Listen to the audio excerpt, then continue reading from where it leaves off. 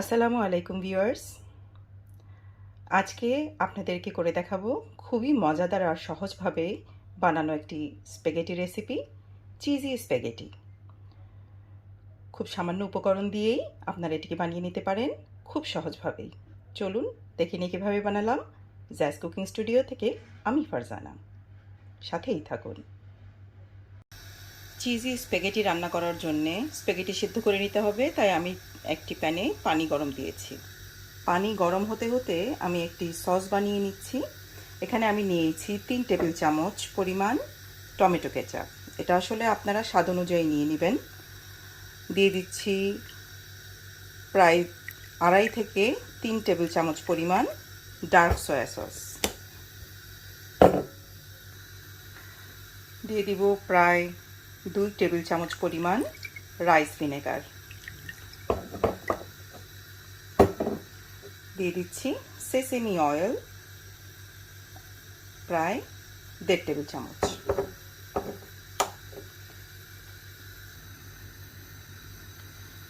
দিয়ে দিব 1 চা চামচ পরিমাণ কালো গোলমরিচের গুঁড়ো। দিয়ে দিচ্ছি পরিমাণ মতো লবণ। সব কিছুকে খুব ভালো করে মিক্স করে নিব। এর মাঝে আরেকটা উপাদান মিশাতে হবে। দিয়ে দিলাম 1 চা চামচ পরিমাণ চিনি।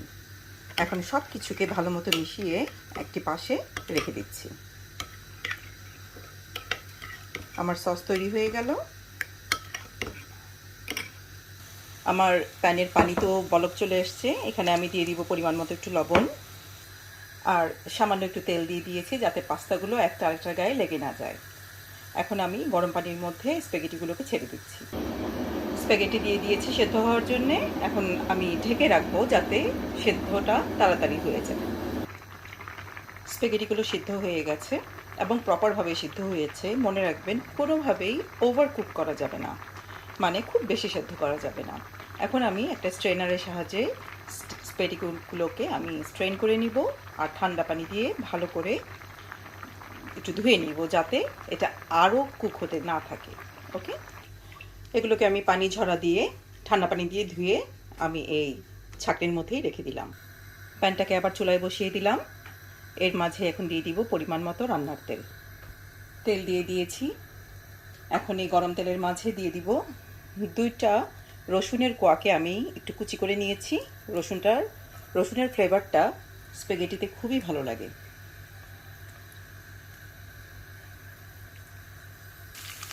ফ্লেভার ছড়ানো পর্যন্ত একটু নাড়াচাড়া করে নিচ্ছি। ফ্লেভার বেরিয়ে হালকা বাদামি রং ধারণ করলে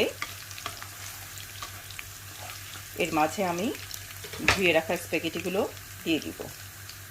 রসুনের রং অনেকটাই পরিবর্তন হয়ে গেছে। এখন আমি দিয়ে দিচ্ছি স্প্যাগেটিগুলোকে।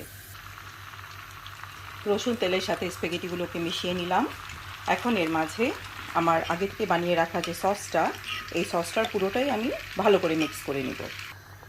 পুরো সসটা আমি মিশিয়ে দিয়েছি, ভালো করে মিক্স করেছি। আর চুলার আঁচটিকে আমি মিডিয়াম থেকে হাইয়ের মধ্যে রেখেছি। চুলার আঁচটিকে কম করা যাবে না, মিডিয়াম টু হাই হিটে রান্না করতে হবে। তা না হলে বেশি হাই দিলেও আবার নিচ দিয়ে পুড়ে যাবে, আর কম দিলে এটা খেতে ভালো লাগবে না, রান্নাটা সুন্দর হবে না। আগেই বলেছি আজকে করছি চিজি স্প্যাগেটি, তাই চিজ হচ্ছে এটার মূল উপকরণ। চিজ না দিলে তো হবেই না। এখানে আমি প্রায় 2 কাপের মতো গ্রেটেড চেডার চিজ নিয়ে নিয়েছি। এখন সবগুলো চিজকেই আমি পাস্তার সাথে ভালোভাবে মিশিয়ে নেব। আমি চিজ উপরে নিচে লেয়ারে ভালো করে মিশিয়ে নিয়েছি। আপনারা চাইলে চিজ দিয়ে কিছুক্ষণ 10 থেকে 15 মিনিট আপনারা বেক করে নিতে পারেন। আমি চুলাতেই করে নিচ্ছি। ফ্লেভারের জন্য দিয়ে দিচ্ছি কয়েকটা আস্ত কাঁচামরিচ, কেটে দিচ্ছি না। আপনারা চাইলে কেটে দিবেন, আমি বাচ্চাদের জন্য কেটে দিচ্ছি না। আর দিয়ে দিব খানিকটা ধনেপাতা কুচি। এটা অপশনাল, আপনাদের ইচ্ছা হলে দিবেন, তা না হলে স্কিপ করে যাবেন। ভালো করে আরেকবার মিশিয়ে নিব।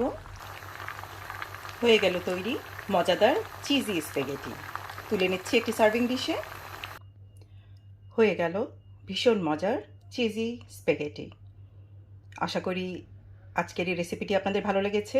ভালো লেগে থাকলে বাসায় অবশ্যই ট্রাই করবেন। বিশ্বাস করুন ছোট বড় সবাই ভীষণ পছন্দ করে খাবে। আর যদি ভালো লেগে থাকে কমেন্ট বক্সে কমেন্ট করে জানাবেন রেসিপিটি কেমন লাগলো। আর আমার চ্যানেলে গিয়ে চ্যানেলটিকে লাইক, শেয়ার এবং সাবস্ক্রাইব করার অনুরোধ রইল। ফিরে আসবো আরেকটি রেসিপি নিয়ে। আসসালামু আলাইকুম।